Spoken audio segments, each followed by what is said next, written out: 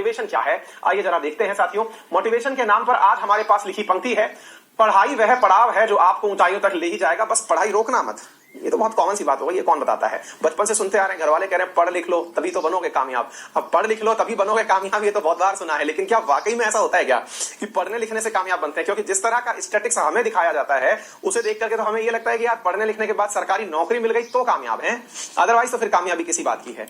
साथियों, आप अपने आसपास के तमाम माहौल में अगर एक चीज नोटिस करें तो आप ये जरूर पाएंगे कि पढ़े लिखे लोग औसतन जो अनपढ़ रह गए। अच्छा, यहां पर भी पढ़ने लिखने का भी ना एक बहुत लिटरल सेंस है, थोड़ी फिलोसॉफिकल हो जाएगी बात। मैं आपको वो लिटरल सेंस में पढ़ाई की बात नहीं कर रहा हूं कि आप ये याद कर लें कि एंटीगुआ की राजधानी क्या है, बारबुडा की राजधानी क्या है। मैं ये पढ़ाई तो होती ही है।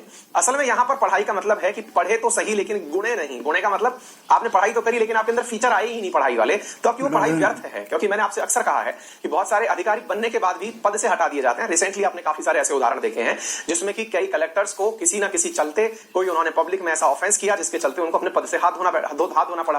तो अल्टीमेटली मुद्दा यह है कि जो भी आप पढ़ रहे हैं उससे आपका पूर्ण विकास हुआ या नहीं, यानी कि आपने पढ़ाई तो करी लेकिन पढ़ाई को अपने अंदर आत्मसात किया या नहीं, अपने अंदर इनर सोल में उसे उतरने दिया या नहीं। आप पूछेंगे सर इसका क्या मीनिंग होता है? साथियों, हम में से बहुत सारे लोग पढ़ते हैं लेकिन पढ़ने का महत्व बहुत कम लोग समझते हैं। बोले कैसे? कई बार आप में से अधिकांश पढ़ते विद्यार्थी को लगता है कि जिस दिन मेरा एग्जाम क्वालिफाई हो जाएगा उसी दिन जाकर मैं लायक बनूंगा। लेकिन चलिए एक रिवर्स थॉट प्रोसेस देता हूं, थोड़ी सी कहानी है, जरूर सोचिएगा और विचार करके मुझे बताइएगा। क्या कभी आपको लगा है कि अपन अक्सर अखबारों में न्यूज मीडिया के माध्यम से एक बात सुनते आते हैं और वो बात होती है कि रिक्शा चालक का बेटा आईएएस बना, फिर आप सुनते हैं कुली का बेटा कुछ बन गया, यानी आप बहुत ही नॉर्मल घर के लोगों को बहुत बड़े पद पर सेलेक्ट होते हुए सुनते हैं। फिर आपके दिमाग में एक बहुत बेसिक सा सवाल आना चाहिए जो मेरे भी आता है और आपके भी आना चाहिए कि यार जब कलेक्टर कोई मतलब शहर का बनेगा, कोई बच्चा आईएएस बनेगा और जब ये कलेक्टर के पद तक पहुंचेगा तब इसे एक बहुत बड़े शहर के ऊपर शासन करना होगा, क्योंकि इसको उस शहर की सारी सुविधाओं का, सारे के सारे विभागों का ख्याल रखना पड़ेगा। शहर में अमीर हैं, गरीब हैं, पिछड़ा है, वंचित है, सबका ख्याल रखना होगा। यही गरीब घर का लड़का एक दिन जाकर के उस राज्य के सर्वोच्च पद पर जाके बैठेगा, है ना भाई? जो मुख्य सचिव होता है उस पर भी यही बैठेगा, यानी कि सरकार क्या नीतियां बनाए उस राज्य की ये भी यही निर्धारित करेगा।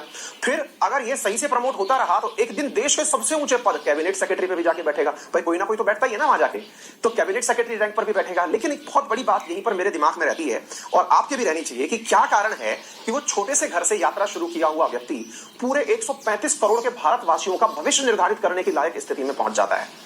पता है इसके सबसे पीछे रीजन क्या है? इसके पीछे रीजन ये नहीं है कि उसके पिताजी ने उसको दुनिया की सच्चाई बचपन में ही दिखा दी थी, नहीं। उसकी एक बहुत परम मित्र थी जिसका नाम था किताब, पुस्तक। और वो जो पुस्तक थी ना, वो उसकी इतनी जबरदस्त मित्र थी कि उसने जब जब पुस्तक के साथ अपना मन लगाया, उस बुक के साथ अपना मन लगाया ना, उस बुक ने उसको पूरी दुनिया घुमाई। साथियों, आप में से पता नहीं कितने लोग खुद से पढ़ाई करते होंगे, लेकिन जितने भी लोग खुद से पढ़ाई करते होंगे, सेल्फ स्टडी के नाम पर कोई बुक पढ़ते होंगे, तो एक जबरदस्त चीज होती है बुक पढ़ने वालों की, और वो ये होती है कि वो खुद की दुनिया बनाते हैं। आप जब अपनी कोई पंक्ति पढ़ रहे होते हैं, कोई लाइन पढ़ रहे होते हैं, तो आपका अपना कैनवास होता है, आप उसमें अपने रंग भरते हैं। आपने अगर कोई किताब पढ़ी, उसमें कोई कहानी है, तो आप उसमें हीरो किसको चुनेंगे इसकी आजादी होती है। उस बुनती हुई कहानी में आप किस प्रकार का वहां पर जेस्चर रखने वाले हैं, किस प्रकार की ड्रेसेस रखने वाले हैं, क्या बैकग्राउंड रखने वाले हैं, ये आपका मन इमीडिएटली बनाता है। अगर मैं आपसे अभी एक शब्द यूज करूं और बोलूं रणबीर कपूर, तो आप बिल्कुल भी मिस नहीं करेंगे शाहरुख खान से। मैंने जब रणबीर कपूर बोला, आपके दिमाग में रणबीर कपूर ही आया, शाहरुख खान नहीं आया। हमारा दिमाग है ना, इमेजिनेशन करता है। हमारा दिमाग कभी भी ऐसे नहीं चलता कि वो ब्लैंक चल रहा हो। और साथियों, जब आप किताब पढ़ते हैं और वो जो इमेजिनेशन खुद से बुनते हैं, आप उसमें एक ऐसे राज्य का निर्माण भी कर चुके होते हैं जिसके राजा आप खुद होते हैं। और वही राजा जब राज करने निकलता है तो क्या कैबिनेट सेक्रेटरी, भैया वो डोनाल्ड ट्रंप छोड़िए, बाइडेन का पद भी लेकर के बैठ जाए ना, तो भी दुनिया पर राज कर सकता है। तो पुस्तकें मजाक नहीं है, पुस्तकें आपकी वो दोस्त हैं जिन्होंने आपको इतनी फ्रीडम दी है कि आप मन के राजा हैं और अपनी चीजों को बिल्कुल धरती पर उतारने के लिए तैयार हैं। इसलिए दुनिया के जितने भी सफलतम व्यक्ति हुए हों, उन्होंने पुस्तकों को अपना सबसे प्रिय मित्र बनाया। अगर समय दिया तो किताबों को दिया, इंसानों को नहीं। यह बात बहुत ज्यादा सटीक है,